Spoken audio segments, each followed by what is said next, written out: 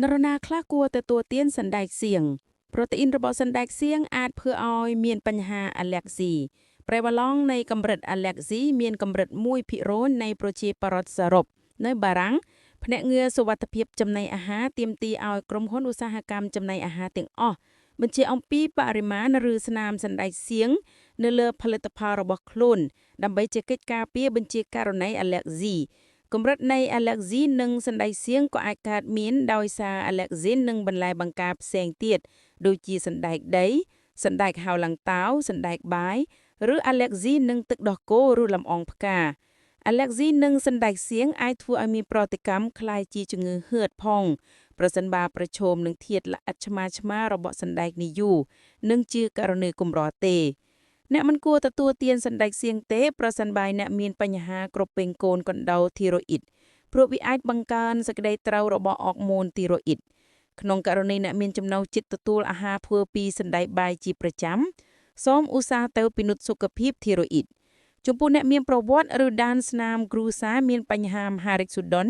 ក៏គួរឲ្យប្រុងប្រយ័ត្នមួយក្នុងការទទួលទានផលិតផលចំណីអាហារធ្វើពីសណ្តែកសៀងការសិក្សាខ្លះបានបង្ហាញអំពីផលប៉ះពាល់នៃការទទួលទានសណ្តែកសៀងទៅលើអរម៉ូនព្រោះបន្លែសណ្តែកនេះមានផ្ទុកចារនូវសារធាតុ isoflavonoid ឬហៅថា phytoestrogen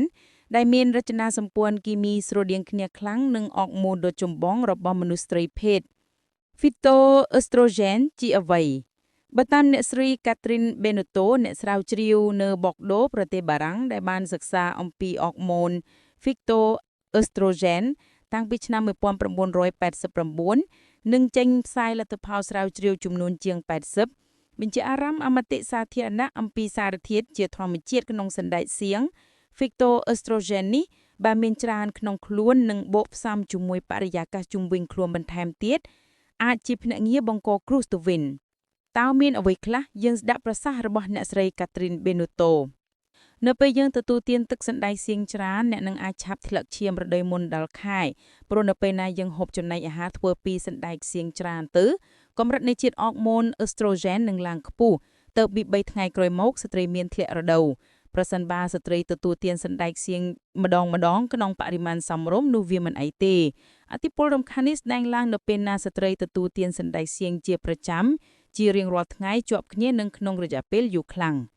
ចំពោះបរិវវិញក៏អាចរងផលប៉ះពាល់ដោយសារសណ្តែកសៀងដែរការសិក្សា4លើកពីនៅអាមេរិកមួយនៅជប៉ុននិងមួយទៀតនៅចិនបានបង្ហាញថាកាលណាបុរសទទួលទានសណ្តែកសៀងច្រើនហូបសារធាតុ Phytoestrogen ចូលកាន់តែច្រើនគុណភាពនៃតកាម sperm កាន់តែចុះខ្សោយនៅឆ្នាំ2005ភ្នាក់ងារសុវត្ថិភាពចំណីអាហារបារាំងបានចេញរបាយការណ៍ជាង400ទំព័រស្ដីពីសារធាតុ Phytoestrogen ចំពោះសុខភាពរបាយការណ៍បានគូបញ្ជាក់ថាការទទួលទានសណ្តែកសៀងនៅពេលមានផ្ទៃពោះអាចបង្កគ្រោះហានិភ័យកើតជាជំងឺមហារីកស៊ូដុននិងពងស្វាទៅដល់កូនចៅពូជពងម្យ៉ាងទៀតការទទួលទានតែប្រូតេអ៊ីនសណ្តែកសៀងមិនអាចឆ្លើយតបសេចក្តីត្រូវការដល់ទារកក្នុងផ្ទៃនោះទេចំពោះស្ត្រីមានបន្ទុកជំងឺមហារីកស៊ូដុនសារធាតុ Phytoestrogen អាចជាជំរុញឲ្យកោសិកាមហារីកលូតលាស់កាន់តែលឿនឡើងអាជ្ញាធរបារាំងមិនទាន់ផ្ដល់អនុសាសន៍មកទេមិនណែនាំឲ្យកុមារអាយុក្រោម3ឆ្នាំទទួលទានអាហារធ្វើសណ្តែកសៀង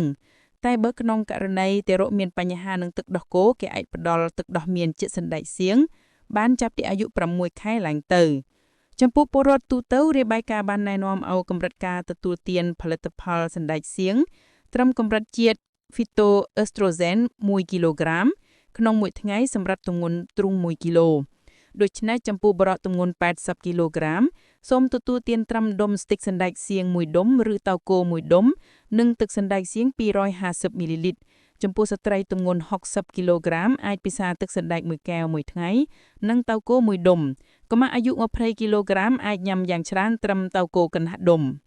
ប៉ុន្តែសម្រាប់អ្នកនិយមនឹងចូលចិត្តអាហារសណ្តែកសៀងសារធាតុ Phytoestrogen ពីធម្មជាតិរបស់សណ្តែកបាយមានទម្រង់ដូចនឹងអរម៉ូនស្ត្រី Estrogen មែនតែមានសកម្មភាពទាបឡើងទៅប្រមាណ1000ដល់10000ដងឯណោះតាំងពីឆ្នាំ2012មកនៅក្នុងអនុសាសន៍អ្នកស្រាវជ្រាវអាមេរិកបានបញ្ជាក់អំពីអវត្តមាននៃហានិភ័យបង្កឡើងដោយការបរិភោគសណ្តែកសៀងក្រោយមានជំងឺមហារីកស៊ូដុនអ្វីដែលអ្នកស្រាវជ្រាវបានព្រមព្រៀងគ្នាទាំងស្រុងគឺអ្វីបិទសណ្តែកសៀងមានគុណប្រយោជន៍ខ្ពស់ អាចជួយការពារប្រព័ន្ធការពារខ្លួនអាចមានតួនាទីជាអ្នកការពារសរសៃឈាមទាក់ដាតនិងផ្ដល់ផលល្អខ្លាំងសម្រាប់ស្ត្រីវ័យចំណាស់ប៉ុងមរដូវចាប់ពីអាយុ50ឆ្នាំឡើងទៅមែនតែបន្លែណាក៏ដូចបន្លែផ្លែឈើណាមិនមែនជាអាហារទិព្វទេត្រូវតែបរិភោគបន្លែផ្លែឈើគ្រប់មុខនិងគឺតាមរដូវកាលប្រកបសមាមាត្រយ៉ាងណាមិញការទទួលទានអាហារធ្វើពីសណ្តែកសៀងក៏ដូចគ្នា